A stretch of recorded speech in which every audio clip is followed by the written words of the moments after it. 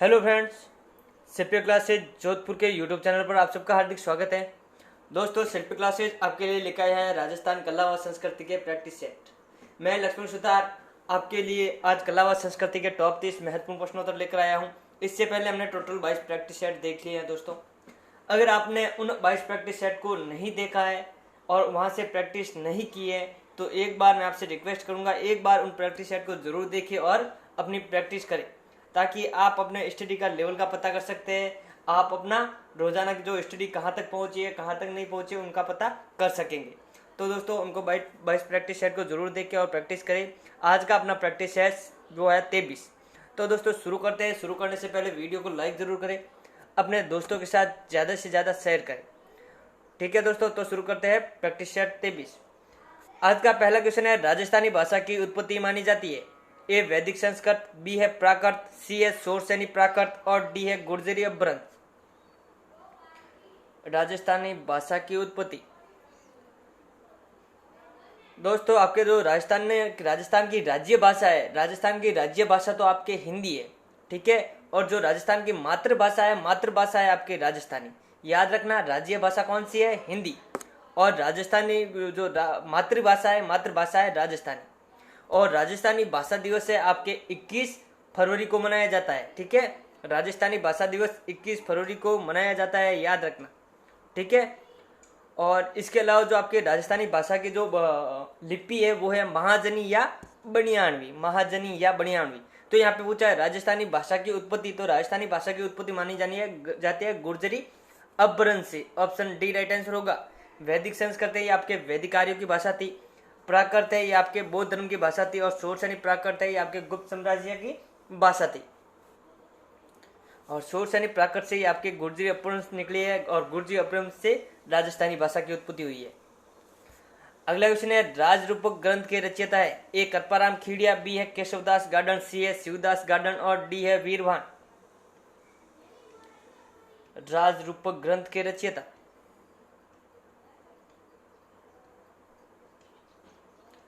तो दोस्तों, राजरूपक ग्रंथ है, इसके लेखक है आपके वीरभान। कौन है?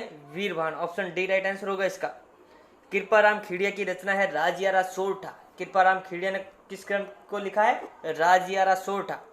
केशवदास गार्डन ने लिखी है गजगुण रूपक। केशवदास गार्डन ने कौन सी लिखी है? गजगुण रूपक। और शिवदास गार्डन ने लिखी है अचलदास खिचड़ी वाचनिका, जिसमें आपके गागरौन के खिची शासकों का वर्णन या उल्लेख मिलता है। अगला क्वेश्चन है, राजस्थानी भाषा का प्रथम नाटक है। ए कनक सुंदर, बी है केसर विलास, सी है विश्रांत प्रवास और डी है लीलटास। राजस्थानी भाषा का प्रथम नाटक। दोस्तों, यह नाटक है जो राजस्थानी भाषा का प्रथम नाटक है, उपन्यास है और कहानी, ये तीनों रचनाएं हैं शिवचंद्र भरतीय की। तो यहाँ पे पूछा है राजस्थानी भाषा का प्रथम नाटक, वो है आपका केसर विलास। ऑप्शन बी राइट आंसर होगा। केसर विलास है राजस्थानी भाषा का प्रथम नाटक है।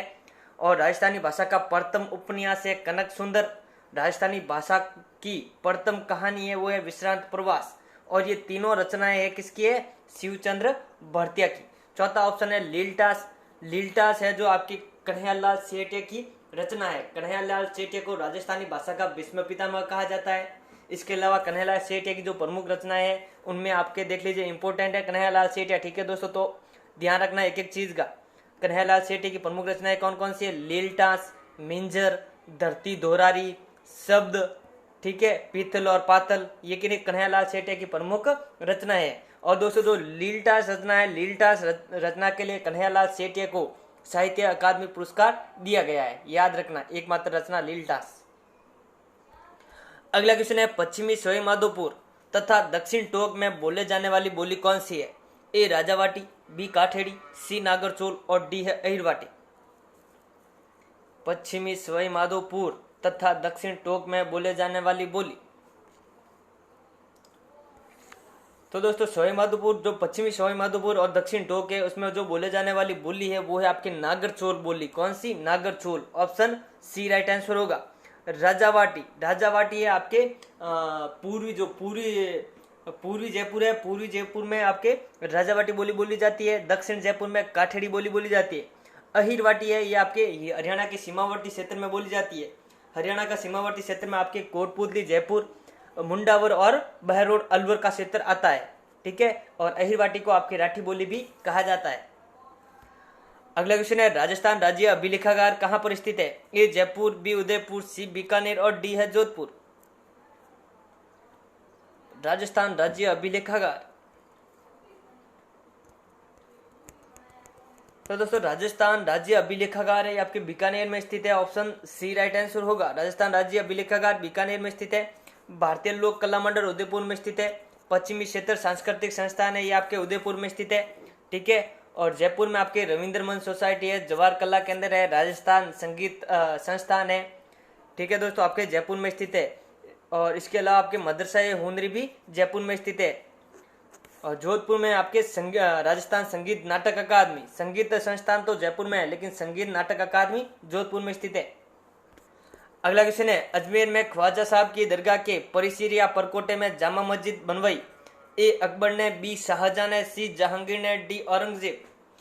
इंपोर्टेंट क्वेश्चन है दोस्तों आपके लिए। अजमेर में ख्वाजा साहब की दरगाह के परिसर या परकोटे में जामा मस्जिद किसने बनवाई थी? तो दोस्तों वो बनवाई थी आपके शाहजहां ने। ऑप्शन बी राइट आंसर होगा। शाहजहां ने अजमेर में ख्वाजा साहब की दरगाह के परिसर या परकोटे में जामा मस्जिद बनवाई थी। अजमेर में ख्वाजाउद्दीन मोइनुद्दीन चिश्ती की दरगाह है। इसके लिए आपके पंजाब साहब पीर की भी दरगाह है, जो कि आपके 2.5 दिन के झोपड़े में है। कहाँ पे? 2.5 दिन के झोपड़े में। ठीक है दोस्तों, अगला क्वेश्चन है, उत्तर तोताद्री तथा मंकी वैली के नाम से प्रसिद्ध तीर्थ स्थल कौन सा है? ए पुष्कर, बी मचकुंड, सी गलता और डी है धानेश्वर तीर्थ। उत्तर तोताद्री तथा मंकी वैली के नाम से प्रसिद्ध तीर्थ,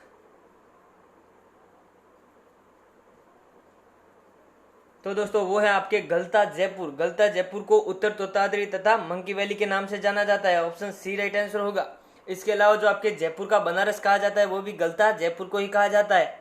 ठीक है दोस्तों, गलता है आपके गालब ऋषि की तपोभूमि है। किसकी? गालब ऋषि की।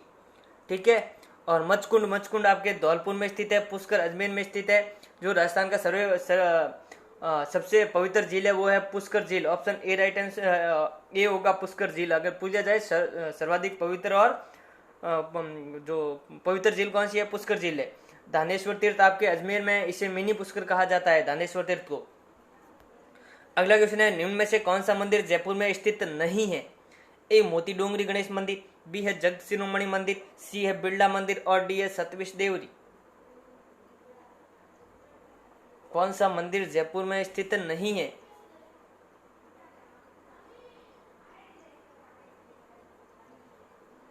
तो चलो देखते हैं कौन सा मंदिर जयपुर में स्थित है। मोती डोंगरी गणेश मंदिर, ये आपके मोती डोंगरी पहाड़ पर स्थित है, तो ये आपके जयपुर में रहे, ये सही है। ठीक है, जगत शिरोमणि मंदिर, जगत शिरोमणि मंदिर का निर्माण है आपकी मान सिंह की पत्नी कनकावती द्वारा करवाया गया है, जो कि आपके आमेर के महलों में। ठीक है, तो बी भी आपके जयपुर में है। बिरला मंदिर भी आपके जयपुर में है। और सतविश देवरी आपके चित्तौड़गढ़ में है, और ये आपके प्राचीन जैन मंदिर है। सतविश देवरी क्या है? प्राचीन जैन मंदिर है, चित्तौड़ में स्थित है। तो आपका इसका राइट आंसर क्या हो जाएगा? डी है, जो आपके जयपुर में स्थित नहीं है। सतविश देवरी कहाँ पे है? चित्तौड़गढ़ में।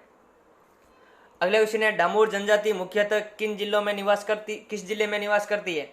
ए बांसवाड़ा, बी डूंगरपुर, सी है बारा और डी है भीलवाड़ा। डामोर जनजाति, दोस्तों डामोर जनजाति का जो प्रमुख मेला है वो है आपके झेला बाहुसिरा मेला। याद रखना, झेला बाहुसिरा मेला किसका है?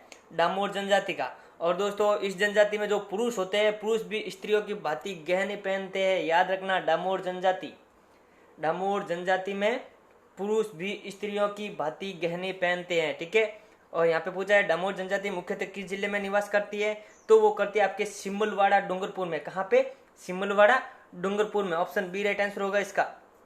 ठीक है, बांसवाड़ा में आपकी भील जनजाति निवास करती है, बारा में आपके सहरिया जनजाति निवास करती है। अगला क्वेश्चन है, किस जनजाति के पुरुष व महिलाएं समान रूप से शराब पीती है? ए मीणा, बी डामोर, सी भील और डी कथोड़ी। अभी हमने देखा था जो आपके डामोर जनजाति थी, डामोर जनजाति में तो पुरुष भी स्त्रियों की भांति गहने पहनते थे, लेकिन ये जनजाति है, ये एकमात्र जनजाति जिसमें पुरुष व महिलाएं समान रूप से शराब पीते हैं। ठीक है, तो वो कौन सी जनजाति है? तो दोस्तों वो जनजाति है कथोड़ी। कथोड़ी जनजाति में पुरुष व महिलाएं समान रूप से शराब पीते हैं, जबकि डामोर जनजाति में पुरुष और स्त्रियां, पुरुष है जो स्त्रियों की भांति गहने पहनते हैं। ठीक है, तो याद रखना ये जो आपके कथोड़ी जनजाति है दोस्तों, ये आपके महाराष्ट्र मूल की जनजाति है और उदयपुर में निवास करती है। और कथोड़ी जनजाति आपके खैर वक्त से कथा प्राप्त करती है, इसलिए इसे कथोड़ी कहा जाता है। ठीक है,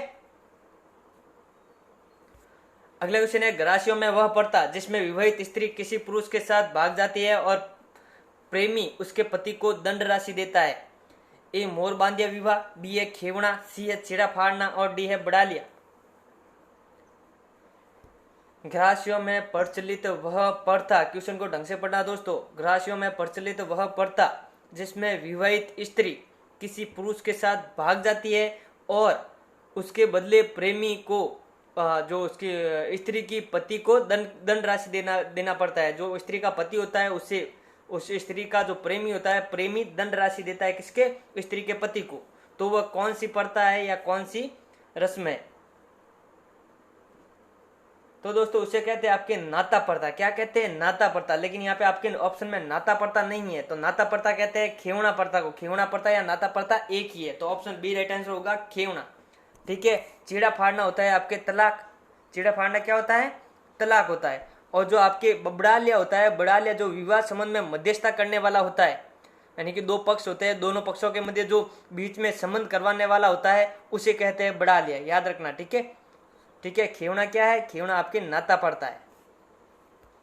अगला क्वेश्चन है आदिवासी कन्याओं की पौली या पावली भात की ओढ़नी का अन्य नाम है। ए कटकी, बी फालू, सी कच्चाबू और डी है ढेपड़। आदिवासी कन्याओं में पौली या पावली भात की ओढ़नी। दोस्तों आदिवासी कन्याओं में आपके पौली या पावली भात की ओढ़नी प्रसिद्ध है आदिवासियों में। इसके अलावा आपके कैरी भात की ओढ़नी है, जवार भात की ओढ़नी है। तो ये आपके आदिवासी महिलाओं की प्रमुख ओढ़नियां हैं। तो यहाँ पे पूछा है पौली भात की ओढ़नी का अन्य नाम है, तो वो है आपके कटकी। कटकी क्या है? आदिवासी क्षेत्र में जो आपके अविवाहित कन्याएं होती है उनके द्वारा ओढ़े जाने वाली ओढ़नी होती है, जिसे आपके पौली या पावली भात की ओढ़नी भी कहा जाता है। फालू है, ये आपके भील पुरुषों द्वारा शरीर को ढकने के लिए उपयोग में लिया जाने वाला वस्त्र है फालू। ठीक है, कच्चाबू है, भील जनजाति में घुटनों, जो भील जनजाति की जो स्त्रियां होती है, स्त्रियां घुटनों तक जो घाघरा पहनती है उसे कहते हैं कच्चाबू। ढेपड़ा है, ढेपड़ा आपके भील जनजाति की जो तंग धोती है वो आपको आपकी ढेपड़ा कहलाती है। अगला क्वेश्चन है निम्न में से कमर के आभूषण है। ए नेवटी, हीरानामी, आंवला, टनका, बी है तगड़ी, करघनी, कणकती, सी है रखड़ी, बोर, मेहमद और डी है हालरो, हांसली, आड़, ठुसी। कमर के आभूषण बताने हैं आपको। इनमें से सब चार है, चार ऑप्शन है आपके पास और चारों ही अलग अलग अंगों के आभूषण है। उनमें से आपको कमर के आभूषण चूज करने हैं, उनको चुनना है। तो दोस्तों कमर के आभूषण है आपके, देख लो, तगड़ी है, करघनी है, कणकती है, इसके अलावा कंदोरा है। ये आपके कमर के आभूषण है। तगड़ी के बारे में पूछा गया है दोस्तों, तगड़ी क्या है? तो तगड़ी एक आभूषण है। ठीक है, तगड़ी कमर का आभूषण है। तगड़ी, करघनी, कणगती, इसके अलावा कंदोरा। ठीक है, और जो आपका ऑप्शन ए है नेवटी, हीरानामी, आंवला, टनका, ये आपके पैर के आभूषण है। आंवले आपके पैर में पहने जाते हैं। ठीक है, तो नेवटी, हीरानामी, आंवला, टनका पैर के आभूषण है। रकड़ी, बोर, मेहमद, सुरमंग ये आपके सिर के आभूषण है। शीश फूल है, तो ये आपके सिर के आभूषण है। हांसली, हालरो, आड़, ठुसी ये आपके गले के आभूषण है। ठीक है, ए है जो आपके पैर के आभूषण है, बी है कमर के आभूषण है, सी है सिर के आभूषण है और डी है आपके गले के आभूषण। तो यहाँ पे कमर के आभूषण पूछा है तो ऑप्शन बी राइट आंसर हो जाएगा। अगला क्वेश्चन है कन्यावध पर सर्वप्रथम किस रियासत ने रोक लगाई? ए बूंदी, बी जयपुर, सी कोटा, डी जोधपुर।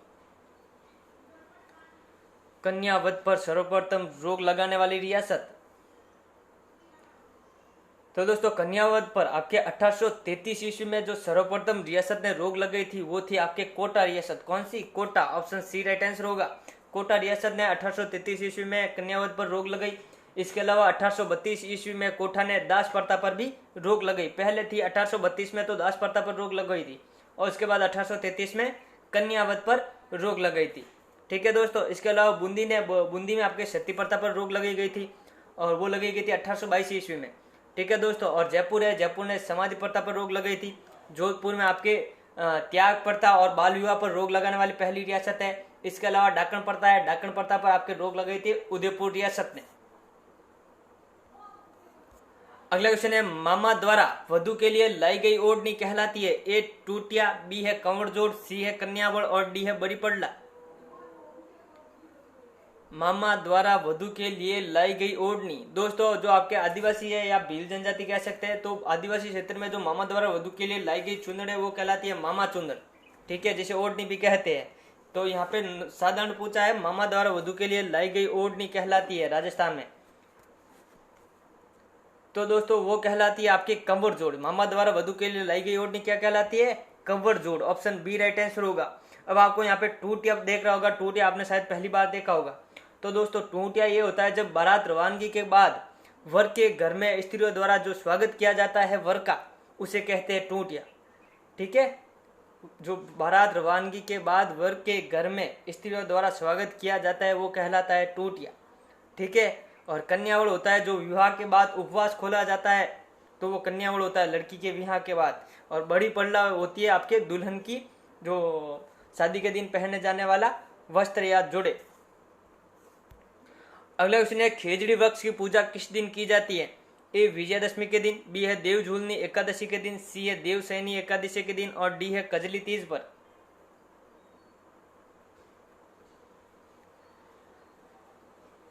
खेजड़ी वृक्ष की पूजा, दो वृक्ष है दोस्तों आपके, एक तो नीम वृक्ष की पूजा है और एक खेजड़ी वृक्ष की पूजा। खेजड़ी वृक्ष की पूजा है आपके दशहरे के दिन या विजयादशमी के दिन की जाती है। ऑप्शन ए राइट आंसर होगा। विजयादशमी या दशहरे के दिन तो खेजड़ी वृक्ष की पूजा की जाती है, और जो आपके नीम वृक्ष की पूजा की जाती है वो की जाती है कजली तीज पर। कब? कजली तीज या सातुड़ी तीज या बूढ़ी तीज कह सकते हैं, ठीक है। तो कजली तीज पर नीम वृक्ष की पूजा की जाती है। विजयादशमी का त्योहार कब मनाया जाता है? तो वो मनाया जाता है आश्विन शुक्ल एकादशी को, जो कि दीपावली के 20 दिन पहले, ठीक है। और कजली तीज मनाई जाती है आपके भाद्रपद कृष्ण तृतीया को, कजली तीज, इसे सातुड़ी तीज भी कहा जाता है। अगला क्वेश्चन है, कोलायत बीकानेर में कपिल मुनि का मेला आयोजित होता है? ए श्रावण पूर्णिमा, बी है माघ पूर्णिमा, सी है कार्तिक पूर्णिमा, डी है चैत्र पूर्णिमा। कोलायत बीकानेर में कपिल मुनि का मेला आयोजित होता है, तो दोस्तों वो होता है आपके कार्तिक पूर्णिमा। कार्तिक पूर्णिमा के दिन कोलायत बीकानेर में, कोलायत झील है तो वहीं पे आपके कपिल मुनि का मेला आयोजित होता है कार्तिक पूर्णिमा को। इसके अलावा कार्तिक पूर्णिमा को आपके त्रिपुर पूर्णिमा भी मनाई जाती है, गुरु नानक जयंती भी मनाई जाती है, और आपके पुष्कर में भी मेला आयोजित होता है कार्तिक पूर्णिमा को। इसके अलावा श्रावण पूर्णिमा को आपके रक्षाबंधन का त्योहार मनाया जाता है, ठीक है। माघ पूर्णिमा को आपके बेणेश्वर धाम नवाटापुरा में आदिवासियों का कुंभ कहलाने वाला बेणेश्वर मेला आयोजित होता है। और चैत्र पूर्णिमा को हनुमान जयंती मनाई जाती है, तो आपके मेहंदीपुर बालाजी दौसा में मेला लगता है, तिरुपति बालाजी छुरू में मेला लगता है, सालासर बालाजी छुरू में मेला आयोजित होता है चैत्र पूर्णिमा के दिन। अगला क्वेश्चन है, बाबा रामदेव पशु मेला किस जिले में आयोजित होता है? ए भरतपुर, बी जैसलमेर, सी नागौर और डी है झालावाड़। क्वेश्चन को ढंग से पढ़ना दोस्तों, यहाँ पे पूछा है बाबा रामदेव पशु मेला, न कि बाबा रामदेव मेला, ठीक है। तो ध्यान रखना, बाबा रामदेव पशु मेले के बारे में पूछा है।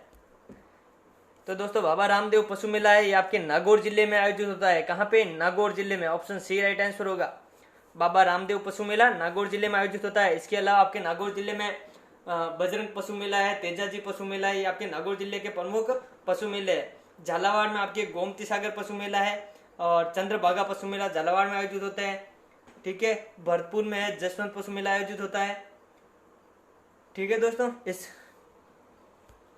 अगला क्वेश्चन है, पंजाब शाह पीर की दरगाह स्थित है? ए गागरोन, बी गलियाकोट, सी नागौर और डी है अजमेर। पंजाब शाह पीर की दरगाह,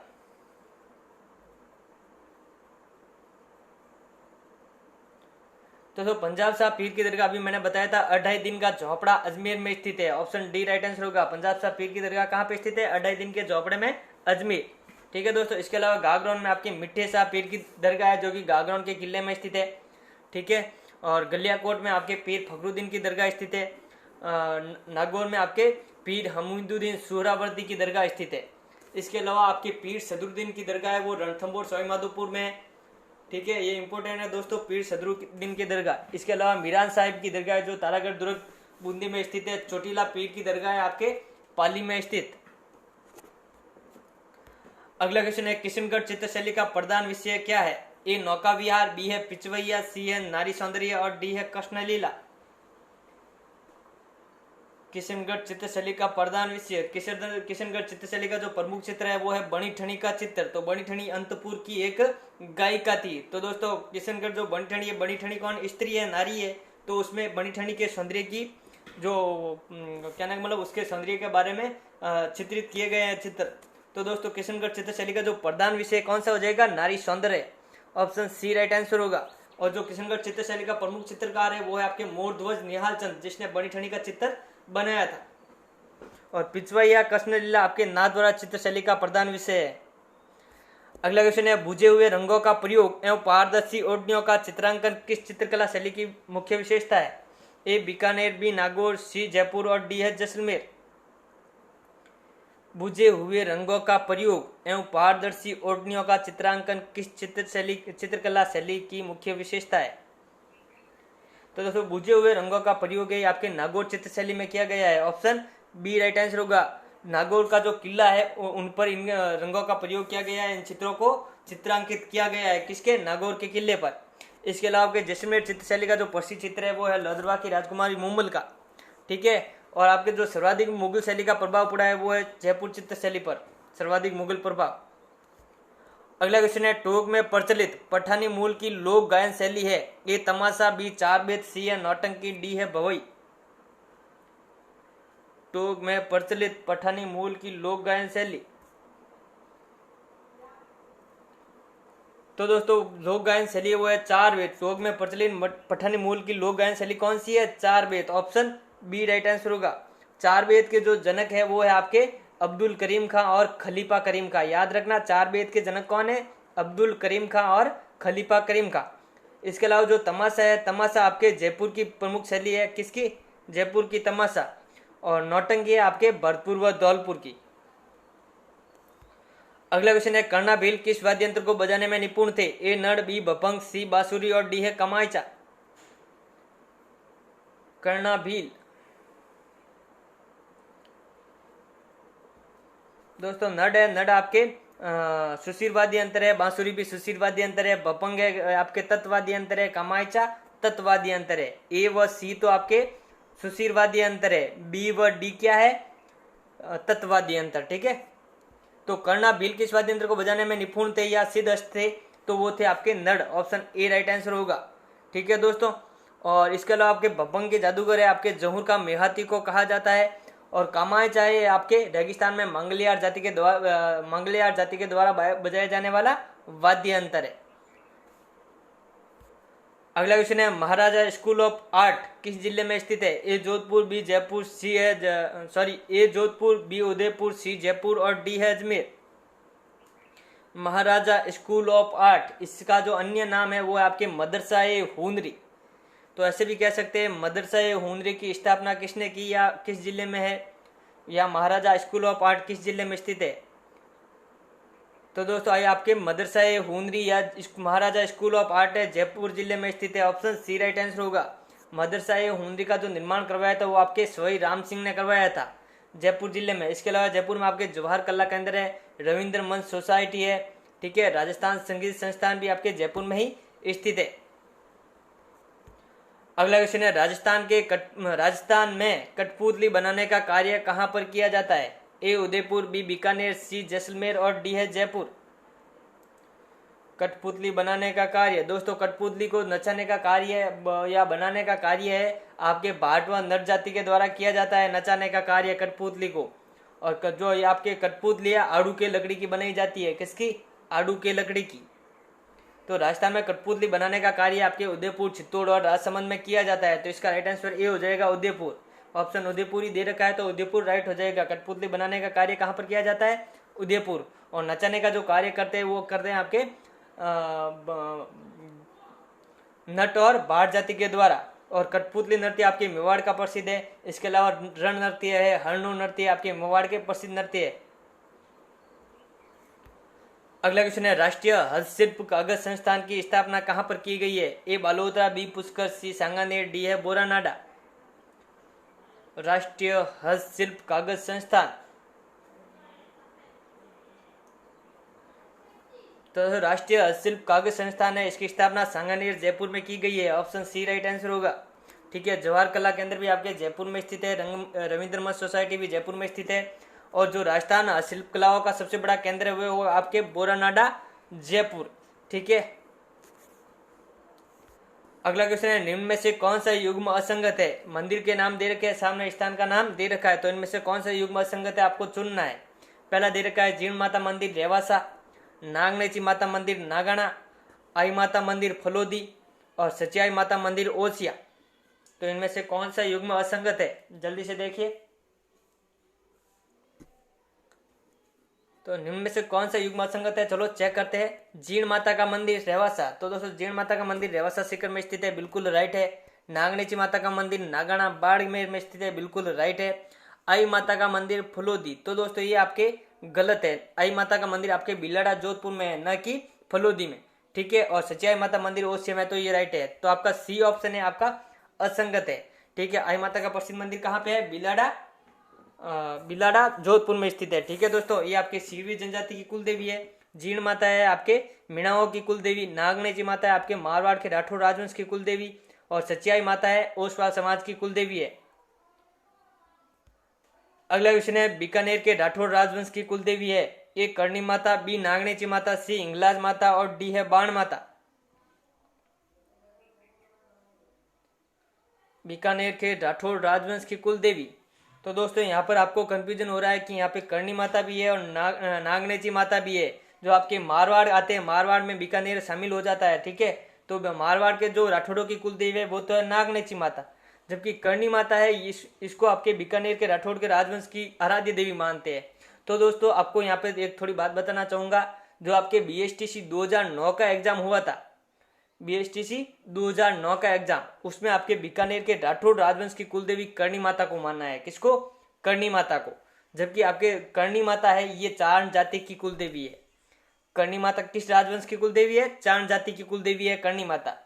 तो आपका बीकानेर के राठौड़ राजवंश की कुल देवी है, यहाँ पे करणी माता मान सकते हैं। ठीक है, क्योंकि BSTC 2009 में करणी माता को माना गया है। जबकि आपके राठौड़ राजवंश की कुल देवी है नागनेची माता, जिनका मंदिर नगाना बाड़मेर में बना हुआ है। तो याद रखना BSTC 2009 में किसको माना है? करणी माता को। ठीक है, ये डाउट है यहाँ पे। ठीक है दोस्तों, तो बीकानेर के राठौड़ राजवंश की कुल देवी कौन सी होगी? कुल देवी नागनेची माता होगी, जबकि आराध्य देवी करणी माता होगी। ये भी बात याद रखना। बीकानेर के राठौड़ राजवंश की कुल देवी तो नागनेची माता होगी, जबकि आराध्य देवी करणी माता होगी। करणी माता चारणों की कुल देवी है। अगला क्वेश्चन है, देवनारायण जी का प्रसिद्ध मंदिर स्थित है। ए बापिणी गांव, बी खन्नाल, सी आसींद और डी है शाहपुरा। देवनारायण जी का प्रसिद्ध मंदिर, तो दोस्तों देवनारायण जी का जो प्रसिद्ध मंदिर है वो है आपके आसींद भीलवाड़ा में। ऑप्शन सी राइट आंसर होगा। आसींद भीलवाड़ा में देवनारायण जी का प्रसिद्ध मंदिर है। और यहाँ पे देवनारायण जी के पिताजी का नाम है सोई भोज, तो सोई भोज मेला भी आपके आसींद भीलवाड़ा में आयोजित होता है। देवनारायण जी के पिता का नाम तो आसींद है, देवनारायण जी के पिता का नाम है आपके सोई भोज और माता का नाम है सेठू खट्टाणी। ठीक है दोस्तों, और ये गुज्जरों के आराध्य देवता है देवनारायण जी, लोक देवता या आराध्य देवता कह सकते हैं। ठीक है, बापिणी गांव में हड़बू जी का मंदिर है। खंडाल में आपके तेजा जी का मंदिर है। अगला क्वेश्चन है, संत जाम्बू ने विष्णु संप्रदाय की स्थापना कहां पर की? ए पीपासर, बी समराथल दोरा, सी है मुकाम तालवा और डी है कोलायत। इंपॉर्टेंट क्वेश्चन है दोस्तों ये। संत जाम्बू जी ने विष्णु संप्रदाय की स्थापना कहां पर की? क्योंकि इसमें चारों ऑप्शन है जाम्बू जी से, 3 ऑप्शन तो जाम्बू जी से संबंधित है। तो यहाँ पे लगभग कंफ्यूजन हो रहा होगा आपको कि विष्णु संप्रदाय की स्थापना कहां पर की। जब संत जाम्बू जी का जो मूल नाम है वो है धनराज। याद रखना, संत जाम्बू जी का मूल नाम क्या है? धनराज। और संत जाम्बू जी ने विष्णु संप्रदाय के लिए 29 नियम बनाए और जो विष्णु संप्रदाय की स्थापना की है वो की आपके समरातल दोरा बीकानेर में। तो इसका राइट आंसर बी हो जाएगा। विष्णु संप्रदाय की स्थापना कहां पर की? समरातल दोरा बीकानेर में। और मुकाम तालवा है संत जाम्बू जी की समाधि है और यहाँ पे विष्णु संप्रदाय का पवित्र तीर्थ स्थल है मुकाम तालवा बीकानेर में। और संत जाम्बू जी का जन्म हुआ है वो आपके पीपसर नागौर में। ठीक है दोस्तों, तो दोस्तों ये थे आज के आपके टॉप 30 क्वेश्चंस। अगर आपको ये क्वेश्चंस या वीडियो अच्छा लगा हो तो अपने दोस्तों के साथ ज़्यादा से ज़्यादा शेयर करें दोस्तों। वीडियो को लाइक करना ना भूले दोस्तों, लाइक में कोई किसी तरह की कंजूसी ना रखे। ठीक है दोस्तों, हम जितना हो सकते हैं आपके लिए बेटर करने की कोशिश कर रहे हैं। आपके लिए कुछ अच्छा हो, वही हम करना चाहते हैं। ठीक है दोस्तों, तो शिल्पी क्लासेज के यूट्यूब पर आप नए हो तो चैनल को जरूर सब्सक्राइब कीजिएगा और रोजाना इस टेस्ट को जरूर दीजिए। थैंक यू फ्रेंड्स, फिर मिलते हैं।